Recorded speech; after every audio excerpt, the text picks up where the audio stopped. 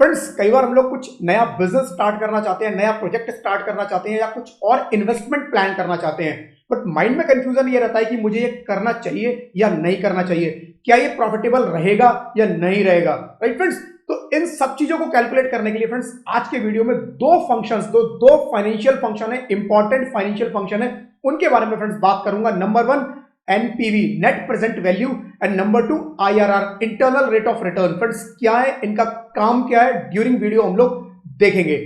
So good morning friends, this is CM Jain. Friends आज के video में दो important financial functions NPV IRR के बारे में बात करने वाले हैं। तो फ्रेंड्स चैनल पे अगर नए हैं, अभी तक चैनल को सब्सक्राइब नहीं किया है, तो प्लीज आगे बढ़ने से पहले चैनल को सब्सक्राइब जरूर कर लीजिएगा, नोटिफिकेशन बेल पे क्लिक जरूर कीजिएगा सो दैट फ्यूचर के सारे वीडियोस के नोटिफिकेशन आप लोगों तक टाइम से पहुंच पाए। चलिए फ्रेंड्स वीडियो स्टार्ट करते हैं। तो फ्रेंड्स स्क्रीन आप लोगों के सामने है, मुझे क्या करना है, मुझे एनपीवी और आईआरआर को समझना है आज। राइट, तो सबसे पहले समझते हैं फ्रेंड्स रिक्वायरमेंट क्या है। सपोज फ्रेंड्स मेरे पास दो नए प्रोजेक्ट है, मैं बिजनेस में काम कर रहा हूं और मेरे पास दो नए प्रोजेक्ट है जो मेरे को स्टार्ट करने हैं। Project 1, project 2।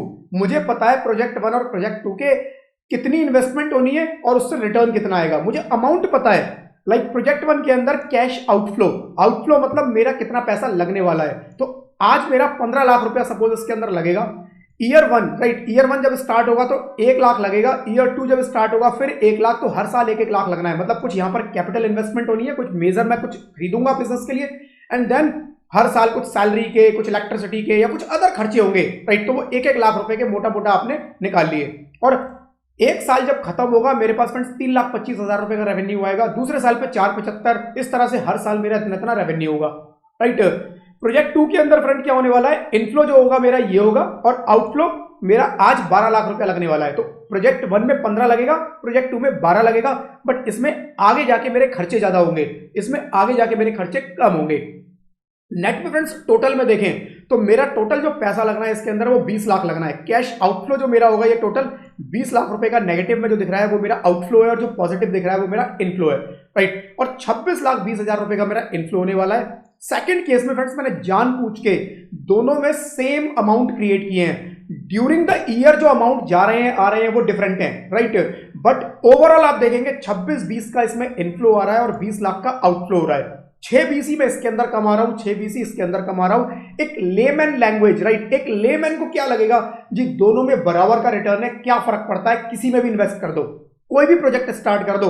बट अगर मैं ये बोलूं जी कि ये जो कैलकुलेशन है वो बिल्कुल गलत है, इस तरह से देखना बिल्कुल गलत है, तो यहां पर फ्रेंड्स एक कॉन्सेप्ट आता है time value of money. Right, time value of money. Time value of money क्या है फ्रेंड्स, मेरे पास अगर आज हाथ में 100 रुपए है और मैं 5 साल के लिए उस 100 रुपए को उठा के रख दूं, 5 साल बाद उस 100 रुपए को अगर मैं निकालूं और मार्केट में खरीदने जाऊं तो हो सकता है जो चीज आज मैं 100 रुपए की खरीद सकता था वो कल मुझे 100 रुपए में ना मिले। हो क्या सकता है, नहीं मिलेगी। राइट, क्यों नहीं मिलेगी फ्रेंड्स, उस 100 रुपए की वैल्यू 5 साल के बाद कम हो जानी है, इन्फ्लेशन आएगा। राइट, चीजें महंगी हो जाएंगी और उस 100 रुपए की वैल्यू कम हो जानी है। इसका मतलब पैसे की वैल्यू पे एक डिस्काउंट आ जाता है। राइट, पैसे की वैल्यू कम हो जाती है due to inflation, due to lots of other factors. Right, तो उन फैक्टर्स को ध्यान में रखते हुए फ्रेंड्स मुझे ये निकालना है कि मेरा जो प्रोजेक्ट 5 साल के बाद मुझे 6,20,000 रुपए देने वाला है उसकी आज वैल्यू क्या होगी। अगर मैं वो डिस्काउंटिंग रेट, राइट, जो उस पर इन्फ्लेशन आने वाला है वो उस पर लगा दूं तो उसकी आज वैल्यू क्या होगी। राइट, तो ये जो अमाउंट आ रहा है ये गलत हो सकता है। राइट, 6,20 जो मुझे नजर आ रहा है उस 6,20 की वैल्यू कल 6,20 ना हो। राइट, क्योंकि 6,20 इन टोटलिटी है। तो फ्रेंड्स कैसे निकालना है, यहां पर मेरे पास एक डिस्काउंटिंग रेट है, एक डिस्काउंट रेट है कि इस रेट पर मेरा जो पैसा होगा वो डिस्काउंट होगा, इन्फ्लेशन आएगा सपोज। तो मुझे क्या करना है, नेट प्रेजेंट वैल्यू निकालनी है। तो नेट प्रेजेंट वैल्यू फ्रेंड्स निकालने के लिए मैं सिंपल क्या करूंगा, equals to NPV, net present value, NPV bracket start. क्या पूछता है ये, रेट बताओ जी किस रेट पे पैसे पे डिस्काउंटिंग लगानी है। मैंने कहा जी ये 8%, ठीक है जी, 8%, कोमा। देन पूछता है ये वैल्यू 1 2 3, आप सारी वैल्यू एक साथ सेलेक्ट कर लो। तो मैंने इसको वैल्यू 1 से लेकर सारी सेलेक्ट की, ब्रैकेट को किया क्लोज। राइट, ब्रैकेट को किया क्लोज और लास्ट में फिर मैंने प्लस करके ये 15 लाख भी दिखा दिए। कंफ्यूजन हो रहा होगा ऐसा मैंने क्यों किया, 15 लाख को मैंने इस रेंज के अंदर क्यों नहीं ले लिया, एक साथ पूरी रेंज मैंने सेलेक्ट क्यों नहीं की। राइट, ऐसा अलग से करना जरूरी है क्या। तो फ्रेंड्स मैं आपको यहां पर बता देता हूं, एक बार एंटर कर देता हूं पहले। यहां पर फ्रेंड्स मेरी वैल्यू निकल के आती है 1,42,235। मतलब इस प्रोजेक्ट की आज जो वैल्यू है उस प्रॉफिट को मैं आज की टर्म में देखूं, आज के टाइम पे देखूं, तो मैं 1,42,000 रुपए का पॉजिटिव इसके अंदर प्रॉफिट कमाने वाला हूं। अब बात करते हैं 15 लाख मैंने लास्ट में ऐड क्यों किए। फ्रेंड्स एजम्पशन समझना इस फॉर्मूले की। एनपीवी जो कैलकुलेट होता है वो ये कैलकुलेट करता है कि जो पैसे का लेन देन होगा प्लस माइनस होगा वो ईयर के एंड पे होगा, राइट। जो भी आप इसमें रेंज देंगे वो उसको ईयर के एंड पे मानता है। अगर मैं इस पूरी रेंज को दे दूंगा तो ये क्या एज्यूम करेगा, 15 लाख जो नेगेटिव हो रहा है वो ईयर के एंड में होगा। आज आप कैलकुलेशन कर रहे हैं 1 साल के बाद, लेकिन ये 15 लाख 1 साल के बाद तो नहीं होना, ये तो आज ही होना है, जीरो टाइम आज ही होना है। जो ये 225 है ये इसे ईयर 2 पे मान लेगा, जबकि ये 1 साल खत्म होते ही, राइट, 225 की वैल्यू निकल के आनी है, राइट, मेरे पास पैसा आना है 1 साल के बाद ही। तो ये फॉर्मूला अज्यूम करता है पहली वैल्यू को 1 साल के बाद, दूसरी वैल्यू को 2 साल के बाद। इसलिए फ्रेंड्स मैंने यहां पर 225 से सिलेक्शन किया कि 225 1 साल के बाद आएगा, 375 2 साल के बाद आएगा, 450 3 साल के बाद आएगा, राइट। तो फ्रेंड्स ये मैंने इसके अंदर कैलकुलेट किया। अब यहां पर फ्रेंड्स 15 लाख को मैंने बाद में प्लस किया, क्योंकि 15 लाख की आज वैल्यू 15 ही होगी। इस पर कोई एनपीवी कैलकुलेट करने की जरूरत नहीं है, प्रेजेंट वैल्यू कैलकुलेट करने की जरूरत नहीं है, क्योंकि आज ही लगना है, राइट। तो इसीलिए फ्रेंड्स 15 लाख को अलग से ऐड किया है। आई होप ये कॉन्सेप्ट क्लियर होगा।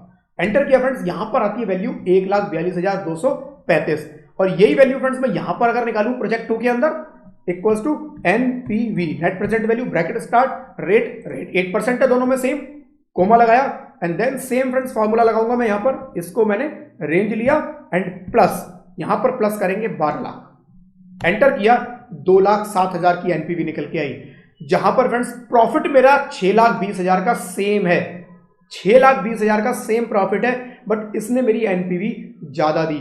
सिंपल फ्रेंड्स रीजन है, जितना जल्दी मेरा पैसा खर्च हो रहा है, फ्यूचर की जो वैल्यू निकल के आनी है, जो आज मेरी प्रेजेंट वैल्यू निकल के आनी है, वो उसकी उतनी ही कम निकल के आएगी, राइट, उतनी कम निकल के आएगी।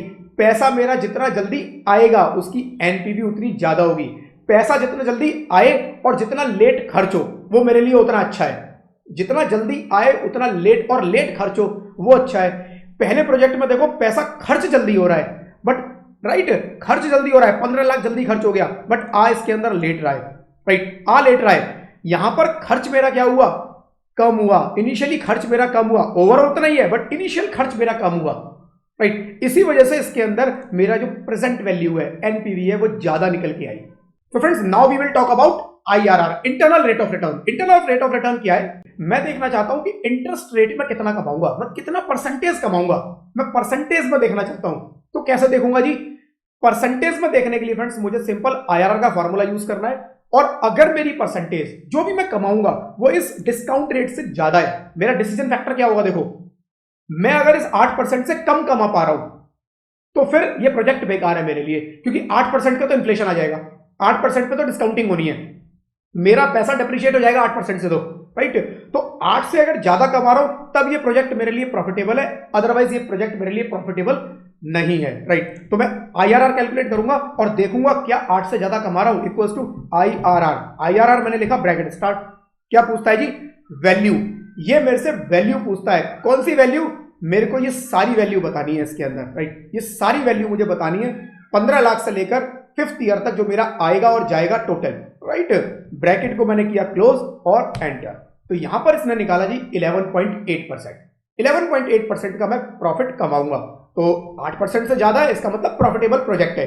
बट यहां पर भी एक बार देख लेते हैं, equals to IRR, IRR bracket start, value कितनी है फ्रेंड्स, वैल्यू ये मेरी ये वाली, ये सारी मैंने वैल्यू सिलेक्ट की, ब्रैकेट को किया क्लोज और एंटर।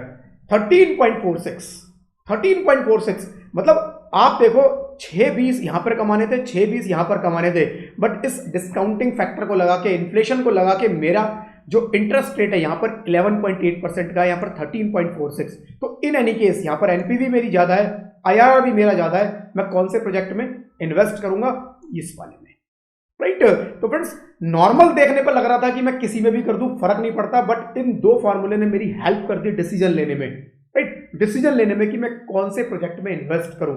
यहां पर फ्रेंड्स मैंने अमाउंट सेम लिए थे, अमाउंट आप देखेंगे ओवरऑल सेम लिए थे, आपके केस में वो डिफरेंट हो सकते हैं, और भी बहुत सारे फैक्टर हो सकते हैं, कोई प्रोजेक्ट बहुत बड़ा हो सकता है, कोई प्रोजेक्ट बहुत छोटा हो सकता है। छोटे प्रोजेक्ट के अंदर हो सकता है आपका एनपीवी और आईआरआर हाई आ रहा है, बड़े प्रोजेक्ट में आपका एनपीवी और आईआरआर कम आ रहा है, उस केसेस में आपके और भी फैक्टर हो सकते हैं उस डिसीजन को लेने के लिए, राइट फ्रेंड्स। बट यस, ये दो फॉर्मूले एक लेवल तक आपकी हेल्प करने वाले हैं कि क्या आपको इस प्रोजेक्ट में इन्वेस्ट करना चाहिए या नहीं करना चाहिए, राइट फ्रेंड्स। तो फ्रेंड्स, चैनल पे अगर नए हैं, अभी तक चैनल को सब्सक्राइब नहीं किया है, तो प्लीज चैनल को सब्सक्राइब जरूर कर लीजिएगा, नोटिफिकेशन बेल पे क्लिक जरूर कीजिएगा, सो दैट फ्यूचर के सारे वीडियोस के नोटिफिकेशन आप लोगों तक टाइम से पहुंच पाए।